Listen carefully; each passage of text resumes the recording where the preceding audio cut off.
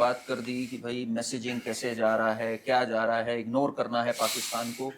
एक व्यक्ति है जो पाकिस्तान को बिल्कुल भी इग्नोर करने में इंटरेस्टेड नहीं, वो उनके साथ फिल्में बना रहा है, उसका नाम है दिलजीत दोसांझ, ठीक है ना।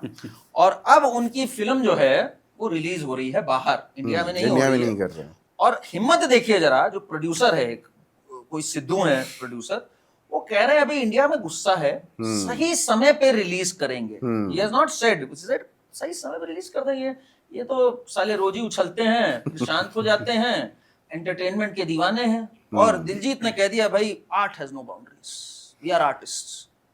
कैसे देखते हैं आप इसको? इसने बेसिकली ये कहा है कि ये जो फिल्म कुछ चीजें हमारे कंट्रोल में नहीं होती। नहीं, उसने ये बोला सरदार जी 3 जो फिल्म है, इसकी जो शूटिंग है वो फरवरी में हो गई थी, और ऑपरेशन सिंदूर तो भाई मई में हुआ है। झूठ बोल, फरवरी में तो सब कुछ सही था।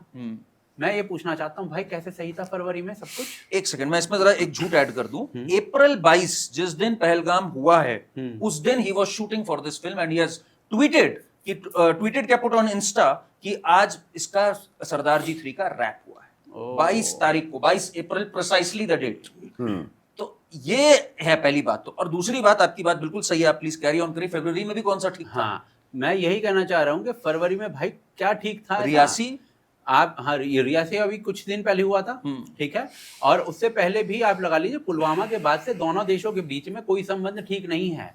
एक दिन ऐसा नहीं है जो डिप्लोमेटिक बातचीत हुई हो टेबल पर, या फिर इनके क्रिकेटर्स बैन है, इनके फिल्म स्टार्स बैन है। भाई कौन सा सही है ऐसा? जो हमारी यहाँ की मुंबई की ऑर्गेनाइजेशंस हैं, जो फिल्म ऑर्गेनाइजेशंस हैं, उन्होंने स्पेसिफिकली कहा हुआ है कि पाकिस्तान के कलाकार जो हैं उनको काम मत दीजिए। स्पेसिफिकली कहा हुआ है ये। तो कहां से ऐसी चीज थी जो सही थी? आई थिंक ये बहुत ही एक बेशर्मी की इसने सारी हदें पार कर दी। मैं इस पे होल्ड बैक नहीं करना चाहता। बिल्कुल, he is an anti national, बिल्कुल साफ साफ। मतलब इसमें कोई, आपको मैं एक बात बताऊं, 2019 की बात थी ये, सितंबर में एक कोई रेहान सिद्दीकी का इवेंट था ह्यूस्टन में, आपको शायद पता हो।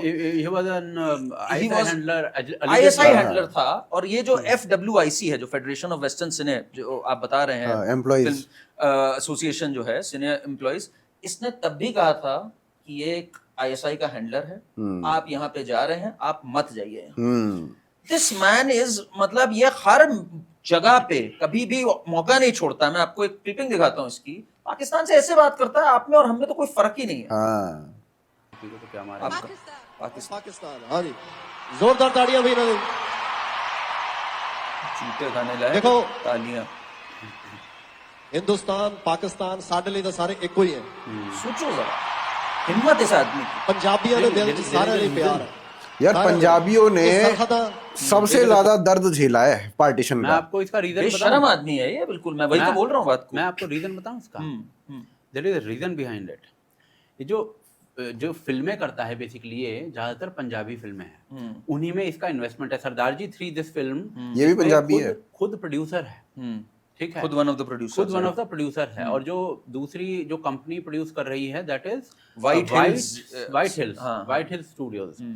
तो अब ये फिल्में रिलीज कहाँ पे होती है, देखी कहाँ जाती है? इसकी 3 मार्केट हैं, जो ओवरसीज पंजाबी कम्युनिटी है, या फिर जिनको पंजाबी समझ आती है, हरियाणा या वेस्टर्न उत्तर प्रदेश, दिल्ली, पंजाब। हाँ, दिल्ली में, वेस्टर्न दिल्ली में आप जाके देखोगे शोज भरे रहेंगे, ठीक है। पूरे दिल्ली में नहीं, वेस्टर्न दिल्ली में खास तौर पर भरे रहेंगे। इसके अलावा जो मार्केट रमेश नगर साइड में ओवरसीज के लोग जो देख रहे हैं, पंजाबी लोग, या फिर पाकिस्तान के पंजाब में देखी जा रही हैं, या फिर भारत के जो पंजाब है क्षेत्र, उसमें देखी जा रही हैं इनकी फिल्में जो है।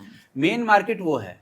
अब उसमें से एक बड़ा चंक ऑफ मार्केट पाकिस्तान का पंजाब है, तो ये लोग उसको कभी नाराज नहीं करना चाहते। एक रीजन ये है।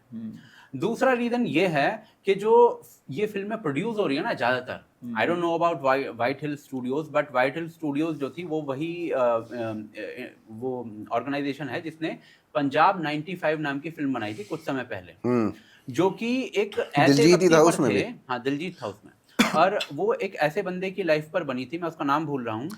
वो था खंडा नहीं था, खालरा जगबीर सिंह खालरा। उसने क्या किया था? तो बेसिकली बताया जाता है कि मतलब उसके ऊपर एलिगेशंस हैं कि वो एक खालिस्तान सिंपैथाइजर था, सपोर्टर था, एलिगेशंस हैं। उस बंदे ने क्या किया था कि 1980 से 1994 के अराउंड तक पंजाब में जो ये सारा चला है, खालिस्तानी मूवमेंट चला है, इसके बीच में ऐसा बताया जाता है कि कुछ लोग जो इनोसेंट थे वो भी मारे गए थे, उनको भी पुलिस ने पकड़ा होगा, वो सारी चीजें हुई होंगी, ठीक है, कोई मना नहीं कर सकता उस चीज से, क्योंकि जो गेहूं था ना, गेहूं पीसा जा रहा था तो उसमें घुन पिस रहा था, ठीक है, तो ऐसे लोगों का उसने डॉक्यूमेंटेशन किया था।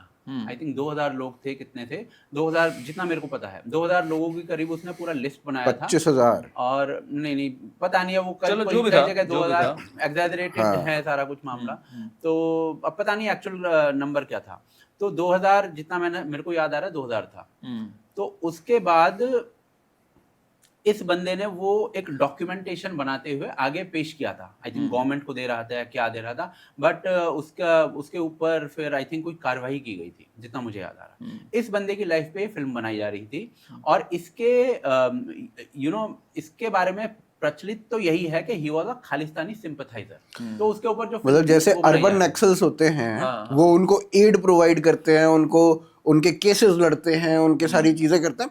सिमिलरली ये बंदा भी जो खालरा था वो भी ऐसे ही करता था कि खालिस्तानियों के केसेस या इस तरीके से कुछ उनको खालिस्तानी वही सिंपथाइजर वाली था। बात हो गई जो जमाते उलेमा हिंद वाली बात, इनके केस लड़ने हैं, पुणे बेकरी और ये सारे केस, बिल्कुल। एड देनी है इनको। तो अब आप मैं इसमें यही बोलना चाहूंगा कि हम आई थिंक बात कर रहे थे दिलजीत और इसकी हानिया आमिर जो अभी आने जा रही है। अब हानिया आमिर के बारे में आप बात कर लो। हानिया आमिर ने ऑपरेशन सिंदूर के टाइम पे मैं exactly उसी पे आ रहा हूँ।